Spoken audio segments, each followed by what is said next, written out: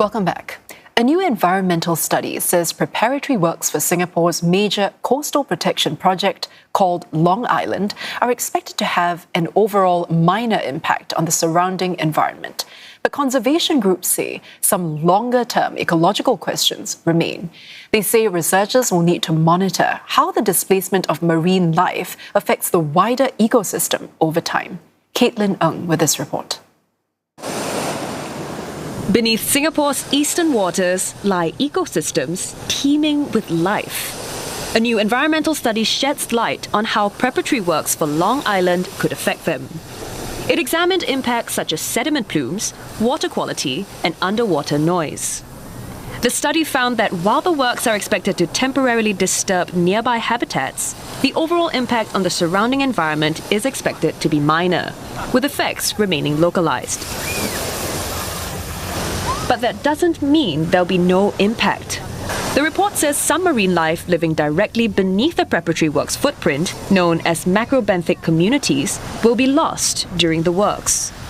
These include shellfish and crustaceans and form part of the base of the marine food web. There is an immediate loss, a direct impact, right? So when you're excavating and then you are filling in sand over a huge plot of area, unfortunately these macrobenthics will just be gone. What can affect? We don't really know what are the adverse effects from there. Nearby corals and seagrass may also experience stress from sediment plumes during the preparatory works.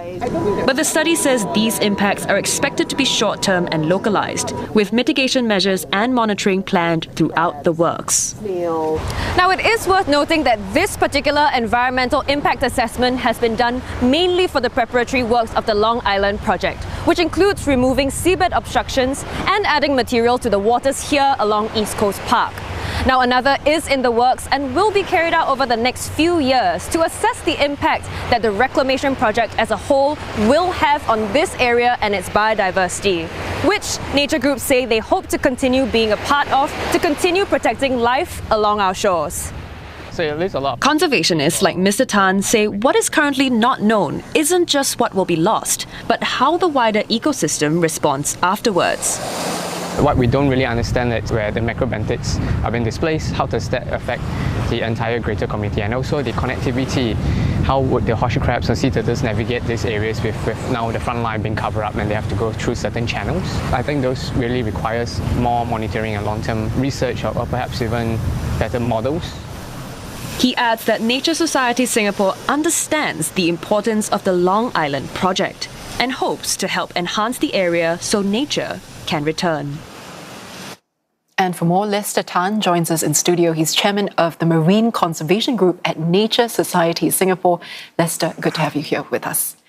So first of all, what marine ecosystems and species along the East Coast are most likely to be affected by these preparatory works? I think the first one would be the fishes. Those are not really been commented or even be part of the EIA. So marine fishes, even like your shovel-nosed rays, bullmouth kitterfish, all those are not really recorded in that, and we don't really know how the sediments will then affect them in the long run. On top of that, you have your sea turtles and your horseshoe crabs as well. We're not sure how the prep work will then change their trajectory of movement and how this really impedes their nesting area. So this is the critical nesting site as well in mainland Singapore. Yeah, the report also outlines a range of mitigation measures. In your view, which is the most critical that you've identified? That's definitely the silt curtain. So without the silt curtain, it allows a lot of sediment plumes being spilled over, and that will smother a lot of your coral reefs, your seagrass, alongside with your nesting sites as well. So basically, almost everything gets smothered with it. Yeah, can you tell us more about that actually? It was also mentioned in the story earlier, the sediment plumes and how that might affect coral grass or even seagrass. We saw earlier that they could get a bit stressed. Why is that such a concern? So just imagine yourself walking through a city of dust, right? Every day you're just breathing in dust. It really chokes and clogs you. So in that perspective, goes the same for the corals and for the seagrass as well. They require clearer waters, not exactly that clear, but not to the point where sediment plumes are just floating all around. And that can affect the wider ecosystem as well. Now, Nature Society Singapore was consulted on the environmental study for these preparatory works. As the planning for the reclamation stage continues, what would you like to see when it comes to the environmental monitoring program? Anything specific? I would definitely love if the nature groups can get into the action itself. So to help out with the monitoring plans, if the agencies are willing to even get nature groups as a external vendor or a third party to come in with their second opinions through the long monitoring process. So getting people on the ground, even people who have always been on the shorelines and that particular shorelines for most of their time, that would be great to get them out there to help with the monitoring as well. So just on top of just the consultancies that are out there. Yeah, why is this long-term monitoring such a priority? Why do you think that is so important? It really helps us understand the long-term impact. So a lot of these impacts are studied between long-term and short-term. And this monitoring then allows us to accurately look at what really affects on the long run, and also accounts to if certain changes are happening, how can we then best react to it. Yeah.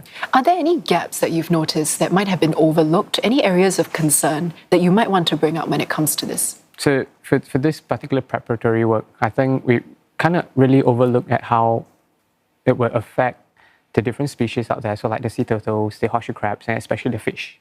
This is not part of the study, and if possible, to then understand a little bit more about them, how this prep work will then affect them in terms of sediment plumes, or even how blocking up certain parts of the channels, how does that really affect all their movements.